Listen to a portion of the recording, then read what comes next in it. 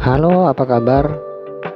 Ini kelanjutan dari podcast sebelumnya, yaitu tentang teori fakta, tokoh, dan birokrat. Teori. Kenapa teori? Andaikan semua fakta tersedia dari atau setiap momen kehidupan, mungkin akan bicara tentang fakta saja. Namun kenyataannya berbeda, fakta tidak selalu tersedia. Jika ada, biasanya tidak lengkap. Walaupun faktanya sudah ada, masih harus ditafsirkan supaya fakta itu memiliki arti yang sesuai dengan kebutuhan dan rencana. Karena arti fakta itu tidak jelas dengan sendirinya, seperti yang dikatakan Johnson di tahun 1986. Maka teori digunakan untuk menafsirkan dan untuk menilai. Fungsi teori, oleh karena itu, merupakan alat untuk menafsirkan dan menilai fakta. Selain itu, teori berfungsi untuk meramalkan masa akan datang dan merencanakan masa depan. Kata Johnson di tahun 1996 itu memikirkan bagaimana memahami teori berfungsi sebagai alat untuk menafsirkan dan menilai fakta. Seperti telah dibahas bahwa fakta tidak bisa menafsirkan dan menilai sendiri, oleh karena itu menggunakan teori untuk menafsirkan dan menilai fakta.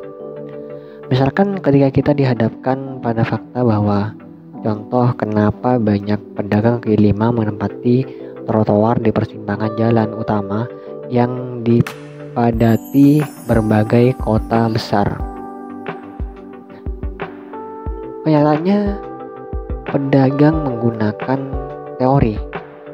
Ternyata dengan menggunakan teori pertukaran, khususnya dari perspektif Georges Casper Homans, didapat pemahaman bahwa pada saat pertama kali pedagang menempati lokasi tersebut, tidak ada teguran apalagi pengusiran. Malah mereka mampu mendapatkan keuntungan yang tidak sedikit dari kegiatan tersebut. Mereka terus melakukan kegiatan seperti itu karena itu menguntungkan bagi mereka.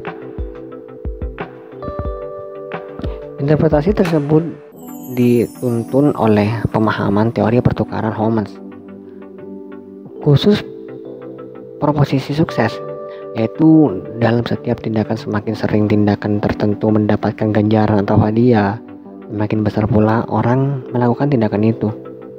Bagaimana pula dengan teori yang berfungsi meramalkan masa akan datang dan merencanakan masa depan? Untuk memahami ini, masih akan menggunakan contoh yang barusan, yaitu pedagang kaki lima dan teori pertukaran perspektif Homans. Jika berlaku terhadap pedagang kaki lima yang menempati trotoar jalan padat pada berbagai kota besar seperti itu, maka di masa akan datang fenomena para pedagang kaki lima yang menempati jalan padat akan tetap berlangsung. Kenapa bisa begitu? Dengan menggunakan teori pertukaran perspektif Homans, khususnya proposisi sukses, kita bisa meramalkan masa depan. Pada satu sisi, berarti kita bisa merencanakan masa depan dari koin mata uang yang sama.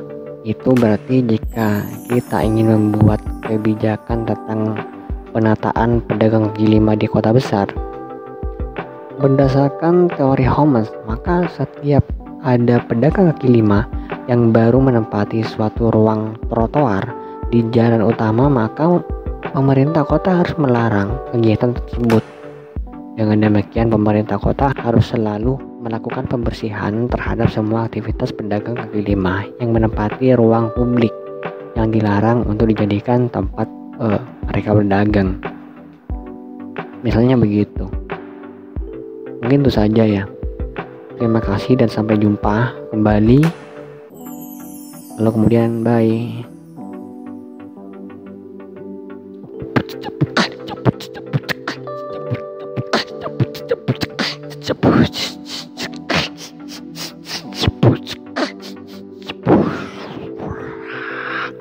Pow, pow, pow, pow, pow. Apa lagi?